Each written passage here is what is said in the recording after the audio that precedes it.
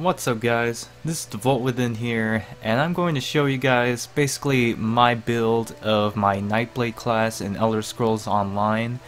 And sorry if I sound a little tired, but I'm kind of recording this kind of late at night. It's almost 1 o'clock in the morning as I'm recording this video. But some of you were kind of wondering what type of skills I picked up and what I've learned that's been really good for me as far as a Nightblade class. Now, there are many variations of a different Nightblade type of build.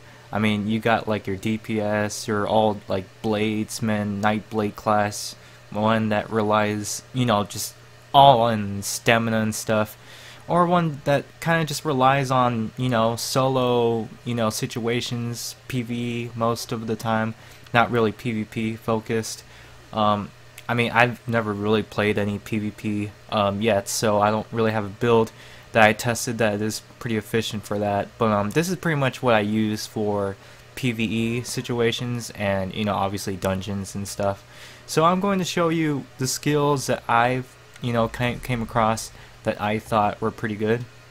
Now, before I go into what skills that I picked up, I mean, on my first time that I was building my character, it was pretty much a trial and error, which really sucks, because you kind of suffer if you do that, because when you pick wrong skills or perks, you pretty much can't reset. I mean, you can reset, but there comes a price you have to pay, like a whole bunch of money depending on how many skills you picked up.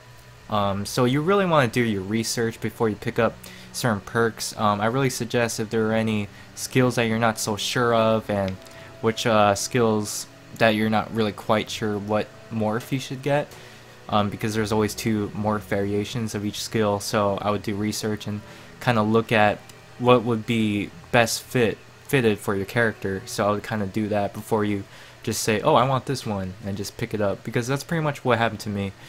But okay, so alright, so my first setup here is pretty much my all daggers. It's pretty much my I guess you can say AoE execute setup. I pretty much use this for groups of mobs pretty much, and before I go into like all these, I pretty much picked what serves a better purpose for, like I said, multiple mobs. If there are like 2, 3, or even 4 enemies grouped up together, I would kind of use like these skills and use them to the best of their ability. So the first skill I have that I use as an opener is Lotus Fan, and pretty much what that does is, it moves through the shadows to the target and unleashes a fan of knives that deals 132 magic damage to all nearby enemies. Affected enemies are snared 70% for 6 seconds and bleed for 164 physical damage. This is what I use when I see groups of enemies, and if I'm behind their backs, I would pretty much use this as a going in startup ability. And then once I do that, because it pretty much snares enemies near to where they're all grouped up together, and then once they're stunned, I use pretty much this ability, Steel Tornado. Now, I've came across a lot of like arguments that the variation for the Steel Tornado, there's like a one that increases your stamina regen. That's the one I had before, but I really didn't like it because it didn't seem like it really had a big radius, because the reason why I chose Steel Tornado is because the radius is bigger and I can attack multiple mobs easier and get them in range with the damage taken. So pretty much I use Lotus Fan as an opener, and then once I go in and they're stunned, I'll pretty much spam this ability over and over, and then I'll use like sometimes Blood Craze and Rapid Strikes. It really depends on the situation, but usually I'll always open up with Lotus Fan, and then once I go in, I'll always spam Steel Tornado with multiple mobs, and then I'll use these Blood Craze and Rapid Strikes to pretty much finish the job, depending on how many enemies are alive. And always remember to get as many passives as you can. Now, there are so many skill points you can pick up in this game, so really there's no such thing as wasting skill points. I mean, there is in the beginning of the game, but once you beat the main storyline and you're able to go to the different, continents of the game, you pick up so many skill points, it's not even funny. So don't even, ask yourself, hey, am I wasting any skill points on this, or should I use on something else? Really, earlier on, you should only worry about that, and then once you get further into the game, you'll realize that skill points or sky shards are so easy to come by that you'll just have so many left over to choose from. And I'm also a vampire, by the way. Some Nightblades don't choose to be a vampire, but really, I mean, in my eyes, I see being a vampire as like a bonus to a Nightblade, because I really see the vampire is really beneficial for Nightblades, not really for any other class. I mean, this is just my opinion. I really think vampires are only meant for Nightblades, in my opinion. I don't really think they should be used with warriors or mages, because I mean, if you look at the passives, I mean, they're really kind of Nightblade-ish oriented, especially the Darkstalker. Increases movement speed while sneaking and allows player to enter stealth more quickly. I mean, this just really seems like a Nightblade type of build, like skill line. So I don't really see why you should become a vampire as a warrior or a mage. I would rather go werewolf than vampire. But yeah, Midnight Drain. This is the Drain Essence morph of the vampire skill line. This is really good. I really like it because it stuns the target for 3 seconds, deals 181 magic damage every 1 second, player recovers 150% of damage as health and stamina every 1 second, recovery rate is doubled at night. That's the morph I chose, cannot be applied to targets which have recently been drained or fed upon. This is a lightsaver, like, I'm serious, this is probably one of the best skills out there for the Nightblade class, because there are so many times that I've almost died in this game. I mean, I've died, obviously, because, everyone dies at a certain point.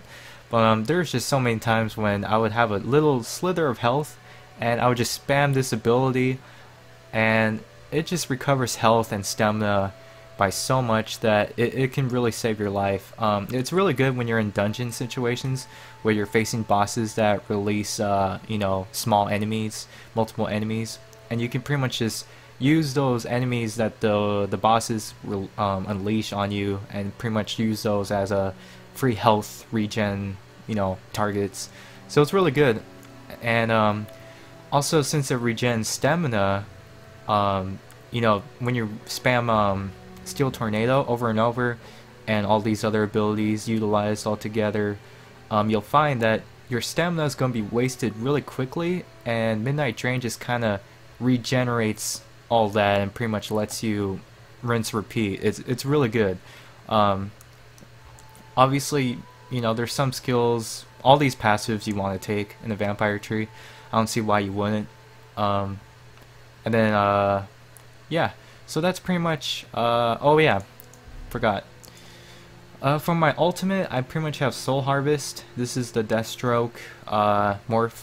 It's really easy to gain ultimate from this. Also, it's really close up type of ulti that I have.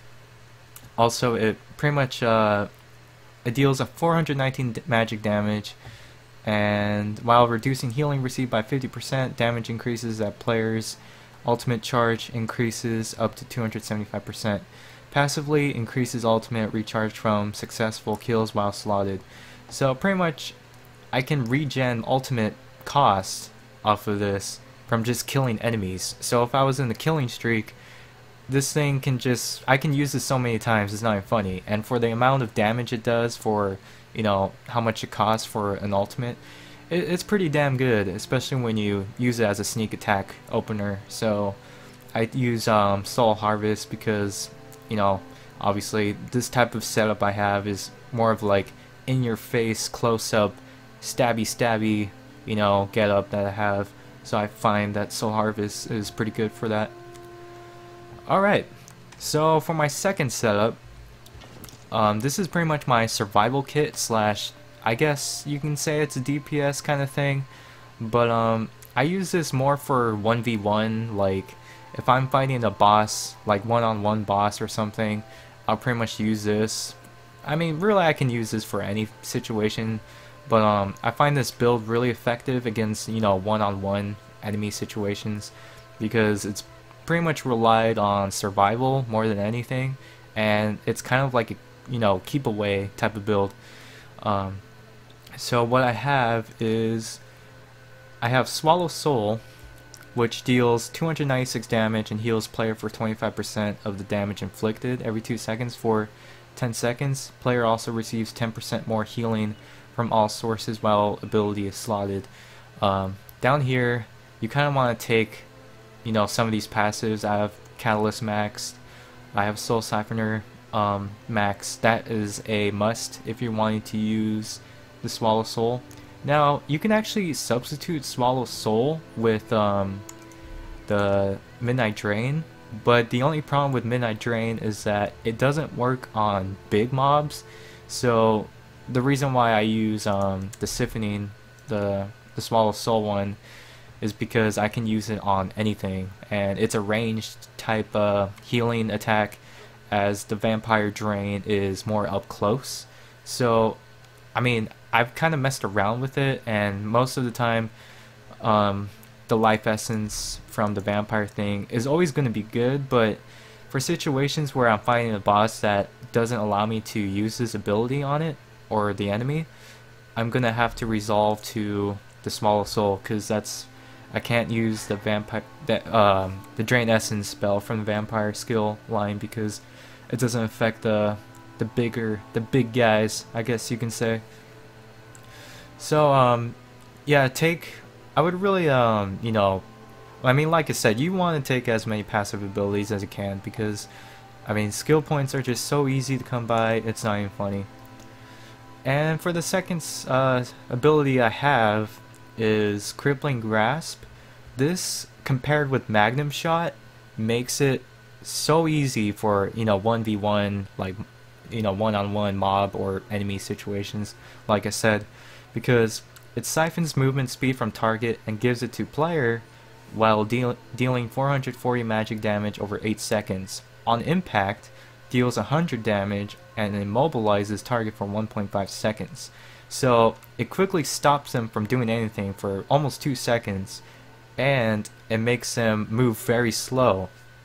And what you can do with that is, when you pair this with Magnum Shot, the enemy will pretty much never be able to touch you. So this is more like a get off me type of getup I have. It's really good, and I think it's probably one of the best setups I've you know, realized, or I found out with this type of build.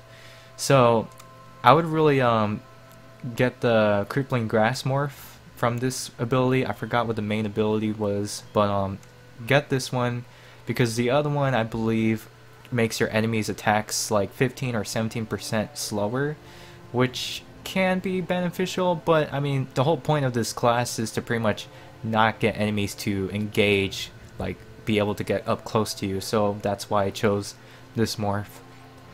And for the third ability I have Shadowy Disguise, and this is pretty much what I use when I'm in trouble. Most situations, you know, like I said, you want to avoid multiple mob situations, so that's why I switched to my other setup with the daggers, because that's more for taking down, you know, AoE execute type of thing. But if I do come across other enemies and I feel like I'm screwed, I'll pop this, because it gives me 2.7 seconds and grants 100% critical strike rating for duration. And what's really good about this skill is that it pretty much makes the enemy like, what the hell, like, where'd he go, you know? It makes them retarded and not find you. And when you pair this with Refreshing Shadows, increases stamina regeneration by 30%, and then increases armor and spell resistance by 1750 for 4 seconds when coming out of stealth or invisibility. So for, you know, for a while, it can kind of give me, you know, a short buff for a few seconds to kind of enhance my survival for a little bit longer. So it's really good, but I only use this ability when I'm like in trouble or something, and I realize, okay, I might die here, so I better pop this. So this is pretty much my last resort to what I, if I'm in trouble. And then also when I use this, I'll utilize surprise attack morph because it deals 347 magic damage to target. If stealth or invisible, attack sets target off balance and stuns them for 4.3 seconds. Reduces target's armor by 40% for 16.2 seconds. So this is like, I mean, oh my gosh, it's so amazing. Like, if you use this on a boss and you sneak behind them, it gives you so much time to just, get free damage on him because he's pretty much not going to attack you for quite some time.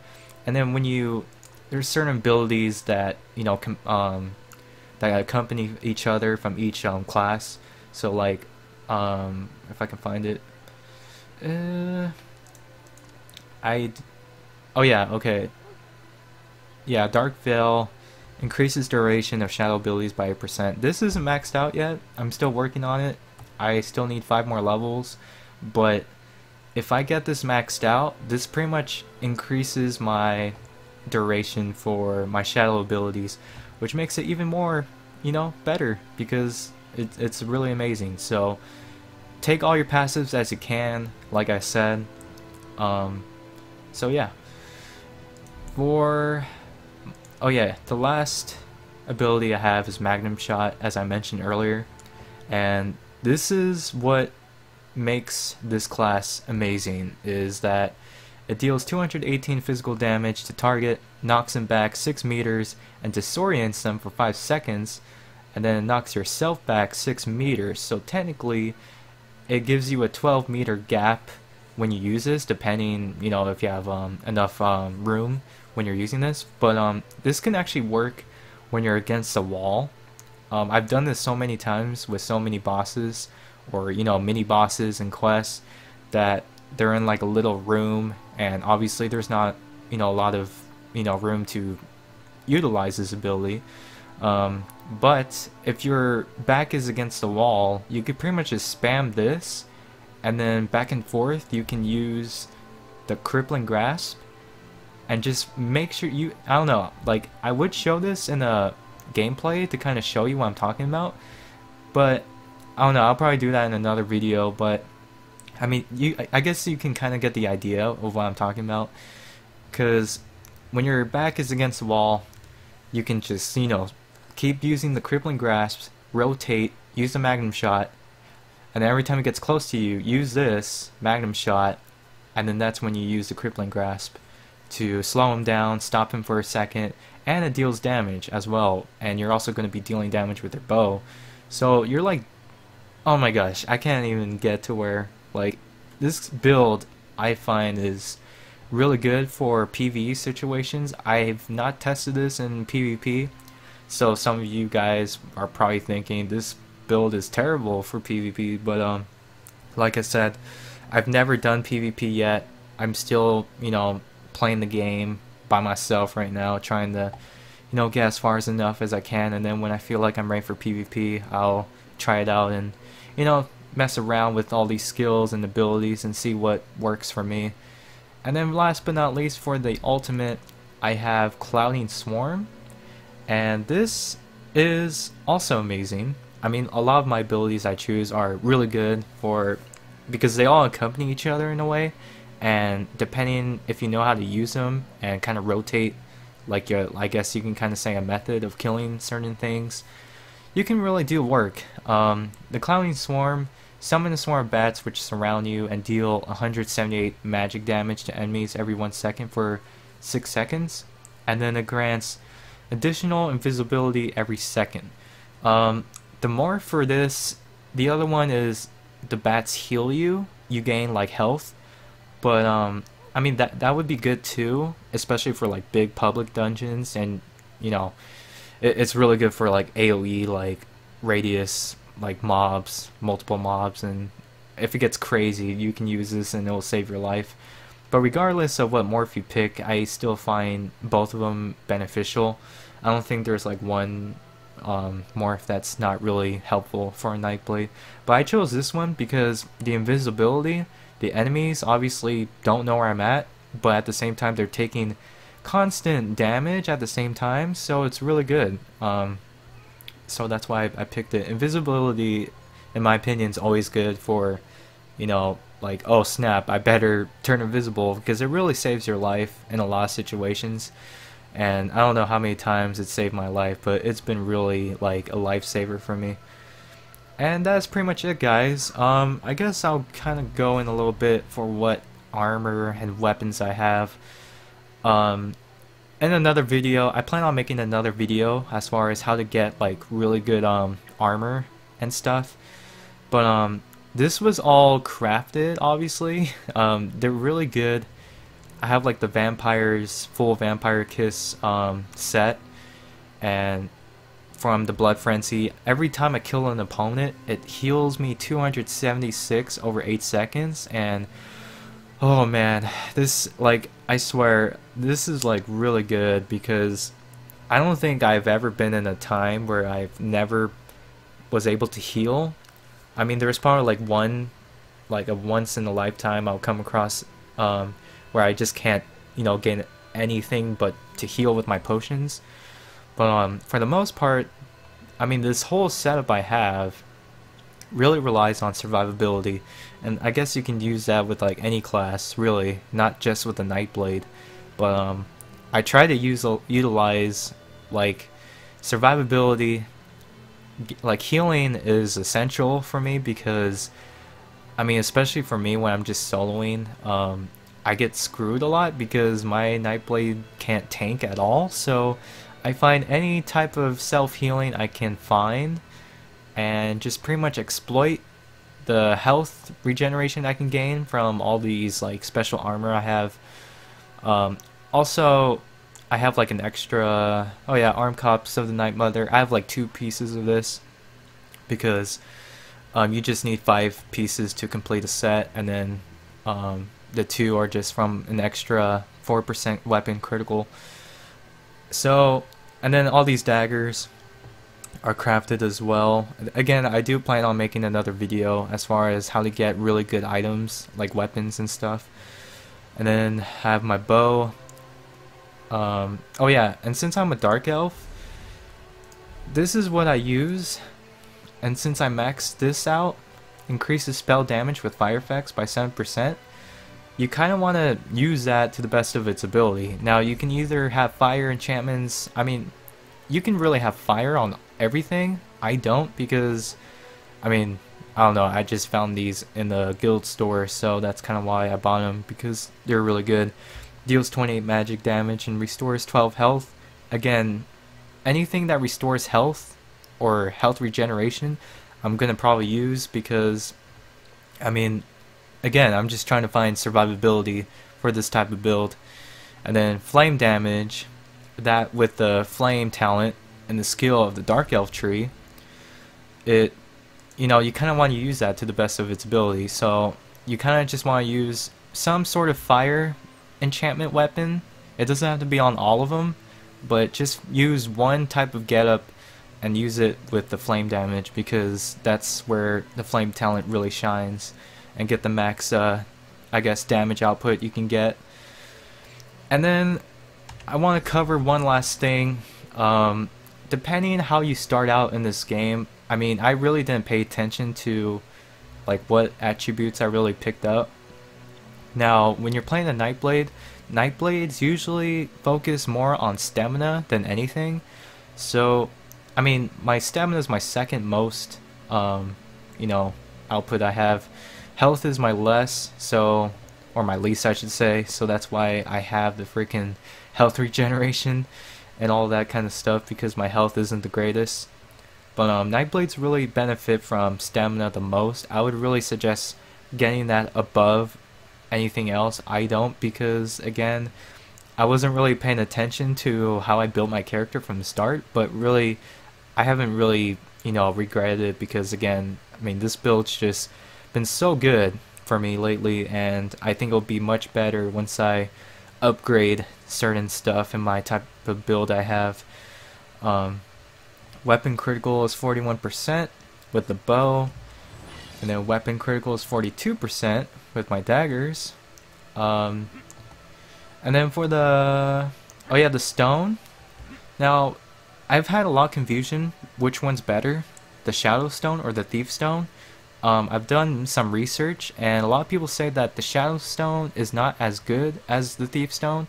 I mean, that's what I've been reading so far, but apparently that the Shadow Stone's not really good because it kind of gives you, I don't know, it gives you critical damage increase, but the Thief Stone gives you critical hit chance increase. Sorry, tongue twister there. But yeah, I've messed around with the Shadow Stone, and I find that the Thief Stone helps out the most because it increases your chance, and the more chance you have, the more common you'll have critical hits. So I find that the Thief Stone is really good for, you know, this type of build as a Nightblade. But again, if you feel like the Shadow Stone is the way to go, go ahead. This is just what I've been experimenting with, and I find that the Thief Stone is way more efficient than the Shadow Stone. Alright guys, so that's pretty much the video for you guys. Hopefully you guys enjoyed this build type of Nightblade class video. If you want to leave any sort of feedback as far as like what perks I should get from the start or something, just leave it in the comments down below.